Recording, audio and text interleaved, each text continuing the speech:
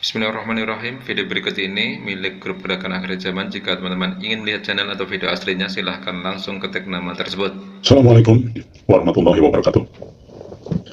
Rekan-rekan sekalian, dimanapun berada, pada pagi ini saya ingin menyampaikan sebuah kabar gembira yang insya Allah ini menjadi satu dorongan bagi kita untuk kita terus berjuang, untuk kita semakin yakin bahwa apa yang sedang kita perjuangkan ini insya Allah semakin memperkuat bahwa kita dalam posisi dan track yang benar.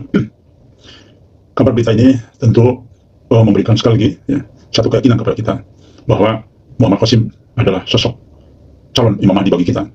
Karena orang yang tadinya sama sekali tidak yakin, ternyata alhamdulillah saat ini tadi malam menyatakan kepada saya bahwa yang bersangkutan mulai percaya dan mulai meyakini apa yang disampaikan oleh Kang Diki itu benar. Berita baiknya adalah saya sudah lama memberikan informasi walaupun tidak terlalu sering ya kepada yang bersangkutan. Namun tetap saja yang bersangkutan itu hanya sekedar mendapat informasi dari saya itu numpang lewat saja. Artinya orang ini tidak yakin, apalagi setelah dia tahu bahwa Muhammad Qasim itu sosoknya seperti yang saya share ke dia, tidak meyakinkannya. Rekan sekalian, orang ini adalah salah satu pejabat dari BMKG. Jadi kabar bahagia yang ingin saya sampaikan pada pagi ini adalah orang yang saya harapkan untuk mulai percaya, karena ini terkait dengan sebuah hadis, maka saya sering berdoa, berharap bahwa salah satu yang saya bisa yakinkan adalah salah satu petinggi atau pejabat BMKG ini. Kenapa demikian? Jika yang bersangkutan benar-benar sudah yakin, maka ini akan menambah satu support bagi saya, yaitu memberikan informasi, menganalisa atau apapun yang ada hubungan dengan tanda-tanda bahwa Al-Mahdi memang sudah berada di tengah-tengah kita. Tidak hanya berada di tengah-tengah kita, namun juga sudah diutus di tengah-tengah umat. Rekan sekalian, bagaimana sejarahnya? Alhamdulillah berkomunikasi kembali dengan yang bersangkutan, dan saya kaget ternyata yang bersangkutan itu teman saya ini ya, masih di bawah umur saya. Ternyata sudah menduduki posisi seorang pejabat, dan itu di BMKG.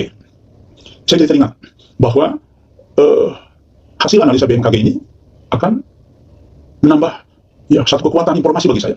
Maka saya sering berkomunikasi dengan yang bersangkutan. Saya bertanya kepada yang bersangkutan tentang masalah-masalah yang ada hubungan dengan gempa dan berbagai bencana. Dan dia berkali-kali memberikan informasi. Bahkan yang menarik yang diucapkan dia adalah ini memang baru pertama kali satu peristiwa sejak manusia dilahirkan, dari analisa dia, terjadinya gempa yang terus-menerus luar biasa. Dia katakan gempanya tidak perlu pernah terjadi sebelum-sebelumnya. Dan ini merupakan satu informasi bagi dunia. Memang ada satu perubahan yang tidak biasa dan luar biasa. Nah, setelah saya banyak mendapatkan penjelasan dari yang bersangkutan, petinggi BMKG ini, saya akhirnya menyampaikan sebuah penjelasan ke yang bersangkutan, bahwa sesungguhnya ini sebuah tanda telah munculnya Al-Mahdi dan ada di tengah-tengah kita. Dan kemudian yang terpenting, justru Al-Mahdi ini dikaitkan dengan gempa itu adalah tanda bahwa Al-Mahdi sudah menyampaikan pesannya, sudah memberitakan informasi yang dia terima, pesan-pesan dari Allah. Maka itulah sebuah tanda yang paling penting yang sekarang diabaikan oleh umat Islam. Karena jelas dalam hadisnya bahwa bagaimana kita tahu Al-Mahdi sudah diutus di tengah-tengah kita? Bagaimana kita tahu Al-Mahdi sudah ada di tengah-tengah kita? Yaitu dengarkan apa yang Rasulullah sampaikan, bahwa tanda yang paling penting dari semua tanda adalah terjadinya gempa yang terus-menerus. Nah, yang bersangkutan sudah tahu ini, sudah saya sampaikan. Namun, ternyata memang hidayah itu tidak mudah. Walaupun tanda itu sudah begitu jelas sekali. Apa yang membuat dia yakin?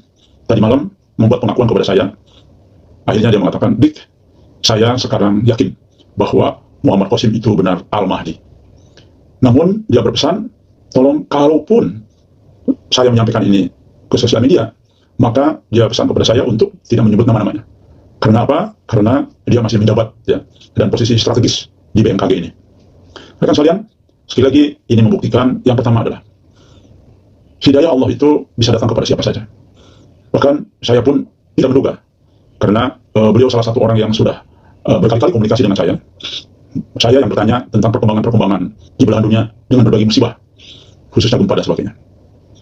Itulah, saya hanya berharap informasi itu saja. Walaupun di media sosial banyak informasi tentang gempa-gempa, tentang musibah-musibah, bencana-bencana. Namun, saya ingin mendapat penjelasan lebih. Itu tujuan saya, dan tidak berharap dia percaya. Kenapa? Karena pertama, dia memang termasuk orang yang relatif keyakinan condong kepada Salafi, ya. Kedua, dia tidak begitu percaya dengan soal mimpi. Jadi bagi saya, ya sudah, hubungan saya dengan dia cukup pertemanan, dan itu cukup bagi saya karena saya mendapat informasi lebih tentang berbagai macam bencana yang terjadi di berbagai belahan dunia ini. Sebagai informasi tabayun langsung, selain daripada mendapat informasi dari sosial media. Itu saja tujuan saya. Namun alhamdulillah, dia mengatakan tadi malam kepada saya, Kang, saya yakin pertama bahwa seorang mujadid itu memang harusnya sudah lahir, sudah muncul, sudah kelihatan bisa dianalisa di tahun 2024 ini. Karena saya bertanya kepada ustaz saya, juga saya membaca berbagai macam informasi di sosial media, bahwa memang seharusnya sesuai dengan hadis Nabi Muhammad SAW, bahwa mujadid itu akan lahir, akan muncul, akan mulai nampak jelas sosoknya setiap 100 tahun. Berarti dia berpikir seharusnya sudah ada sekarang ini, sudah mulai bisa kita analisa, sudah bisa dilihat rekam jejaknya, sudah bisa masyarakat menilai. Itu dalam pemikiran dia bilang saya seharusnya sudah bisa menilai. Namun informasi dari kamu tetap meragukan saya karena melihat sosok Muhammad Qasim. Apalagi saya kurang begitu percaya dengan mimpi-mimpi gitu. Ya, dia lebih percaya kepada apa yang diarahkan, apa yang disampaikan oleh ustaz-ustaznya. Namun dia hanya berpikir bahwa secara akal sehat seharusnya mujadid itu bisa dinilai. Yang menonjol adalah bukan soal kepandaian di dalam konteks hujah dan dalil. Dia yakin pemikirannya bahwa mujadid yang terakhir ini memang seharusnya sosok Al-Mahdi. Maka seharusnya yang menonjol dari sosok mujadid terakhir adalah dia memiliki petunjuk yang bisa diperhitungkan dan tidak sedikit lah. Itu analisa dia.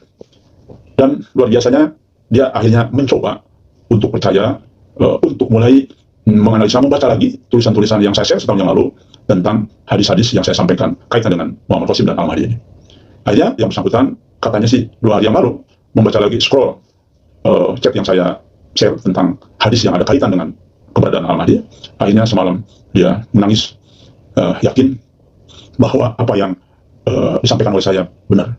Karena ada satu yang dia pikirkan adalah teks kalimat bahwa hadis tersebut bermuatan diutus. Jadi itulah yang dia membuat kaget. Tadinya dia mengabaikan teks kalimat itu, pendalamannya dia abaikan. Ya, dia hanya tidak yakin saja dengan Muhammad Qasim. Jadi hatinya tertutup dulu melihat sosok Muhammad Qasim yang sepertinya tidak mungkin ini adalah Imam Mahdi. Ya. Dan ternyata semalam dia baru memahami, baru membuka hati bahwa ternyata teks kalimatnya itu adalah diutus. Jadi apa yang disampaikan saya 1 tahun yang lalu, baru dia terbuka hatinya bahwa seharusnya memang sudah menyampaikan informasinya, sudah menyampaikan petunjuknya seharusnya menurut dia. Maka coba dia terus mendalami ya tulisan-tulisan yang saya share. Demikian juga dia baca beberapa mimpi Muhammad Qasim dari kumpulan mimpi yang saya juga share. Ternyata semalam jam 9 tepat dia akhirnya mengakui bahwa Muhammad Qasim adalah calon Imam Mahdi, bahwa Muhammad Qasim adalah hanya satu-satunya orang yang murni mendapat petunjuk dibandingkan dengan pengakuan-pengakuan atau keyakinan orang lain di berbagai belahan dunia. Karena dia tahu, dia kebetulan juga memang senang dengan teknologi, dia senang juga dengan informasi dunia ya. Maka dia juga tahu banyak keyakinan orang di berbagai pelosok dunia tentang sosok Al-Mahdi adalah sipulan. Dan ternyata hatinya dari sekian banyak informasi, dari sekian banyak keyakinan masyarakat, ternyata semalam dia menjatuhkan pilihan dan keyakinan bahwa benar Muhammad Qasim itu adalah calon Imam Mahdi. Dan saya jujur saja saya menangis juga ya, air mata saya tanpa disadari keluar air mata sedikit ya karena terharu. Rekan sekalian, bisa dibayangkan orang yang bergelut dengan dunia, gempa, musibah, banjir, kebakaran dan sebagainya yang ada hubungan dengan keadaan dunia, yang ada hubungan dengan bencana, yang ada hubungan dengan musibah, itu saja dan sudah tahu hadisnya, sulit mendapat hidayah. Kenapa? Karena diawali dengan ketidakyakinan sosok, diawali dengan materi. Jadi ketika melihat Muhammad Qasim demikian, walaupun dalilnya begitu lengkap, orang menjadi ragu. Nah, alhamdulillah, rupanya yang bersangkutan akhirnya sedikit merenung terus berpikir, seharusnya mujadid itu sudah bisa kita nilai. Dia bilang, seharusnya mujadid itu sudah bisa kita tracking bagaimana profilnya, seharusnya mulai bisa dianalisa oleh umat Islam.